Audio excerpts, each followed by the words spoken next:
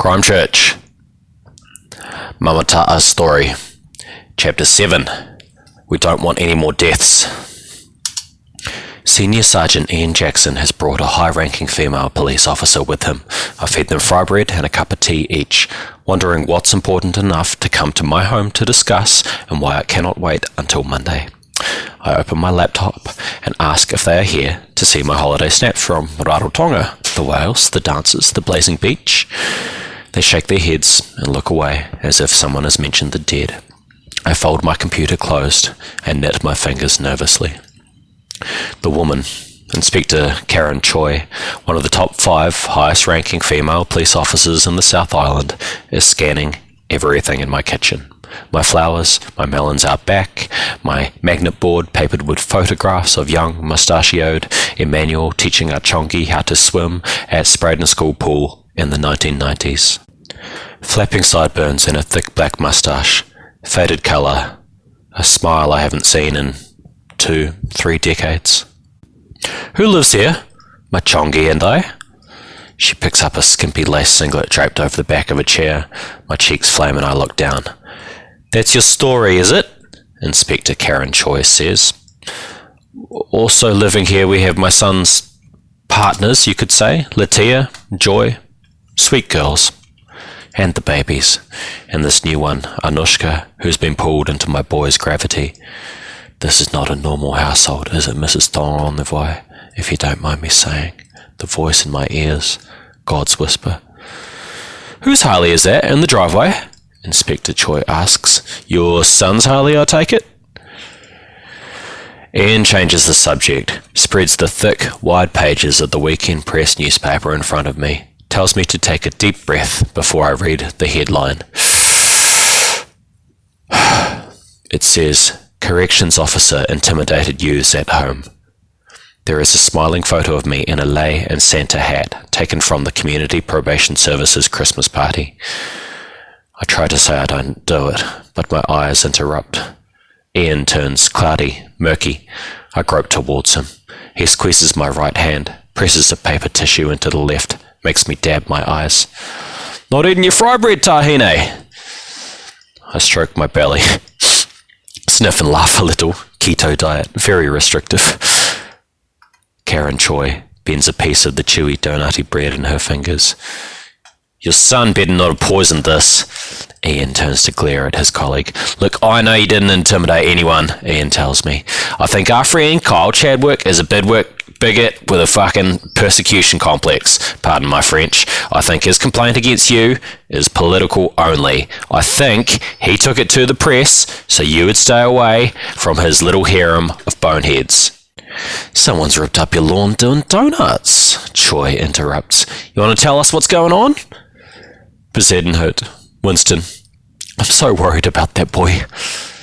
Ian's head tilts to the side, writes the name on his little notepad. I'm not familiar with that name. Is there something special about this one? They're all special, Ian. Every one of my children. We dated. Just once. Ian and I. Just a single date. I had dinner and dessert with another man while my real husband lay with his tongue swelling in his mouth on the retirement home mattress where I dumped him. I'm still stained by what Ian and I did. I believe the Lord expects me to work the dirt off. Inspector Karen Choi stands beside the table, makes a decision about which side to support. She plops her bum down with Ian, gulps her tea and a couple of hard swigs. She doesn't smile. Every complaint against you undermines your credibility, Karen Choi says. We'd like you to be an unblemished witness when it's depositions time. She has a face unkind and plain. No lipstick, no blush, no earrings. She has captained the Blue Ferns policewomen's rugby team, climbed Mount Cook, been shot at in the course of duty. She is hard, and so is her message. Mrs. Thong-on-the-Voi, we're not focused so much on boys waving little black flags, she begins. There are instigators getting people flamed up. Certain instigators you can help us to rein in. Ian slaps his palm on the tabletop. It's Chong. I'm sick of this dancing around, Ta'a. You're not stupid. Come on. You know what your son's up to. You haven't wondered why someone has ripped up your lawn with their tyres? That son of yours is in deep, Mrs. Tonga-o-Nevae. Karen has been peering into the turtle tank, the jar of spiders, and also examining a rat on a string that Chongi boy was training his tomcats with.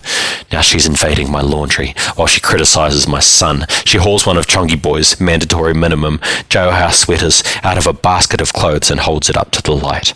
By the mercy of Christ, there are brown lake-shaped craters on it and 2 slivers cut into the fabric. 2 blades of light slice through the fabric as she holds it up. Inspector Karen Choi lays the jersey on the table in front of me. I can't fool myself. They're not brown stains. They're red. My boy's a good boy. I taught him never to play with knives. She's going to get people killed, Ta'a. That is if he isn't killed himself in this blimmin' biker fallout that's going on. This isn't boy races being pink stickered on Colombo. This here is the real deal. I'm blotting out what she has just said. I try to focus on Ian instead of his grouchy colleague. Come to think of it, Ian has always avoided talking about Chongi, never interested in where Chongi is, or what he's achieved, or how Samson and Hercules are doing. It's taken until this week, when Ian rang me up and asked me if I was ready to have a difficult conversation about my son. It's taken until this week to realise Ian seemed to know everything about Chongi, names, dates, locations, as if the police know more about my boy than his own mother, as if my boy is being watched. I first met Ian, Sergeant Ian, when he sat down at a mediation between my Chongi and this Mr. Marsden, a cream-coloured man with a babyish face and sandy blonde hair and his arm in a sling. My son was accused of assaulting this man. Likewise, this man was accused of assaulting my boy, a teacher. Typically in this grinding, unfair universe, Sergeant Ian would have sided with his brethren against me. He was the Palangi so-called victim, a religious man, a teacher, against my son, a brown boy whose reputation said thug, and only thug. It took just 10 minutes of passing the speak stick between us in the restoration room at the Christchurch Youth Court before my son's refusal to apologise irritated Mr. Marsden so much that he rose from his seat, bellowing about injustice, prodding the blue and green stain beneath his eye, where Chong had kicked the man after knocking him to the ground. Chong had been hunching his shoulders to try cover up the speckly, red, dry splotching across his throat, where Mr. Marsden's hands had choked my sonny boy. Sergeant Ian squeezed Chongi's shoulder and said, "You can show us all," and Chongi let his shoulders down so we could see the other half of the injuries. Mr. Marsden's feet hopped around the room in a rage, wincing in pain as he strained his injured arm. "You let this little black toad off for criminal charges? What sort of man is he going to grow up to be, eh? Ta-ah! Ta-ah! Hey, wakey wakey, you with us?" I tapped my eyes with my napkin. "My fault. Arrest me. The child, he is harmless." "You're a good woman, Ta'a, but honestly..." Ian looks at Karen Choi and whistles. "Someone's been doing burnouts on your lawn. Sorta looks like it spells 88. You haven't reported this to police." I checked. Karen Choi puts a paper on the table. It is an organisational chart. On it is a cloud reading ROMEO, Romeo, Riders, Outlaw, Motorcyclists, Epitaphs, Organisation. Beneath, the organisational cloud splits into 2 factions. One faction says Headhunters, Christchurch Chapter, aka Last Laugh MC, and the other reads Original Epitaph Club Members. A small box between the 2 gang clouds has my son's name, drifting towards a group saying LL/HH88, and there is a smaller cloud box attached by a little thread to my boy's name, an outlier with a name I'm sure I've heard before. Jade Morris Slattery? What's his involvement? Is he corrupting my boy?